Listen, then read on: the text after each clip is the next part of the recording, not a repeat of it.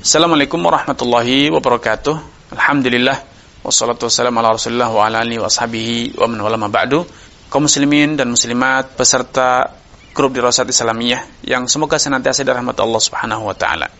Suatu hari sahabat Umar bin Al-Khattab radhiyallahu taala anhu setelah Hafsah radhiyallahu taala anha mengakhiri masa iddahnya, beliau berusaha mencarikan pasangan yang saleh, mencarikan suami yang paling layak untuk menikahi putrinya Hafsah. Maka beliau datang menawarkan Hafsah kepada sahabat Utsman bin Affan, yang menurut analisa Umar bin Khattab ini adalah lelaki yang sangat tepat untuk menjadi suami bagi putrinya. Maka ternyata sahabat Utsman bin Affan dia terbuka bahwa pada saat sahabat Umar datang menawarkan putrinya kepada sahabat Utsman, dia dalam kondisi belum ada niat, belum ada hasrat untuk menikah lagi. Terlebih sahabat Utsman bin Affan sudah memiliki istri, yaitu putri Nabi SAW.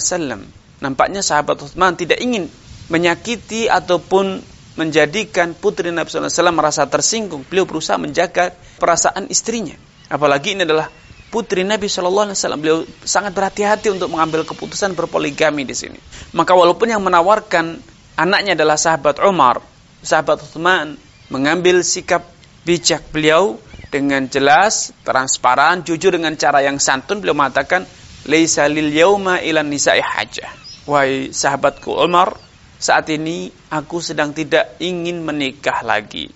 Maka sahabat Umar pun dengan lapang dada menerima alasan itu, memahami kondisi yang cukup sulit yang ada pada diri Utsman bin Affan.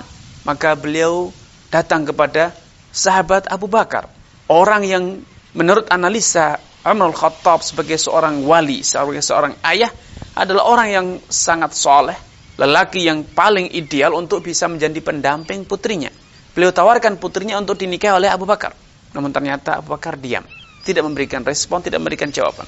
Karena sahabat Abu Bakar dalam kondisi dilematis. Dia ingin menerima, tetapi Nabi SAW pernah menyebut-nyebut nama Hafsah di hadapan Abu Bakar sebagai isyarat bahwa Nabi SAW punya hasrat, punya keinginan untuk menikahi Hafsah.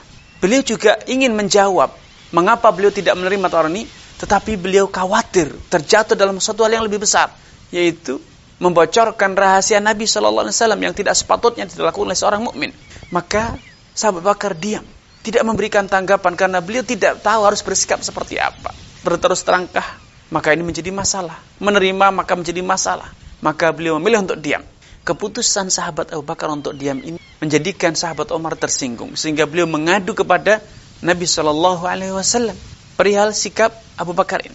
Dia ceritakan bagaimana beliau mengapresiasi sikap Utsman yang berterus terang, namun beliau kecewa dengan sikap Abu Bakar sebagai sahabat karib. Ternyata dalam kondisi ini beliau tidak transparan, tidak mau terbuka, mengutarakan alasan menerima ataupun tidak. Maka Nabi SAW memahami sikap kedua sahabatnya ini, baik sahabat Umar ataupun sahabat Abu Bakar. Maka beliau memberikan satu solusi, dan ini memang menjadi kunci rahasia dari sikap Abu Bakar. Beliau mengatakan, "Amma Hafsah fayatazawwajuha man huwa khairun min Abi Bakar, wa amma Utsman fayatazawwajatu biman hiya khairun min Hafsah." Beliau menyatakan, adapun Hafsah, maka Hafsah akan dinikahi oleh laki-laki yang lebih mulia dibanding Abu Bakar. Sedangkan Utsman akan menikahi wanita yang lebih mulia dibanding Hafsah, yaitu salah satu putri Nabi SAW. Kejadian ini terjadi setelah istri Utsman yang merupakan salah satu putri Nabi SAW meninggal dunia.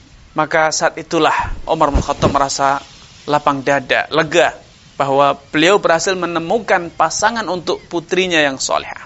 Ini sebagai salah satu contoh konkret bahwa Allah Subhanahu wa taala akan memenuhi janjinya, bahwa orang yang mengambil keputusan untuk berpisah, mengakhiri rumah tangganya dengan niat yang tulus, bukan karena dendam, bukan karena emosional sesaat, tetapi karena betul-betul dalam rangka menjalankan perintah Allah, menjaga keutuhan agamanya, tidak ingin terjatuh dalam perbuatan zalim, betul-betul karena menunaikan tuntunan Allah Subhanahu wa taala. Allah telah berjanji, yughnillahu kullan min sa'atih.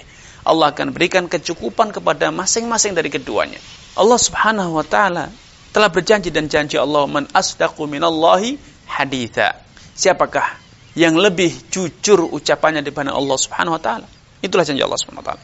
Karena bila suami memang betul-betul tidak lagi mampu mempertahankan rumah tangganya, tidak lagi bisa menunaikan tanggung jawab sebagai suami yang bertanggung jawab menjaga istri dan keluarganya dari ancaman siksa neraka, maka tidak mengapa dia menceraikan istrinya, agar dia tidak terjatuh dalam menzalimi istrinya, dan juga tidak terjatuh karena tidak mampu menegakkan amar ma'ruf nahi munkar dalam keluarganya. Ini yang bisa kami sampaikan pada kesempatan yang berbahagia ini. Semoga Allah Subhanahu wa taala menambahkan taufik hidayah kepada kita semuanya. Kurang dan lebihnya saya mohon maaf. Billahi taufiq wal hidayah. Wassalamualaikum warahmatullahi wabarakatuh.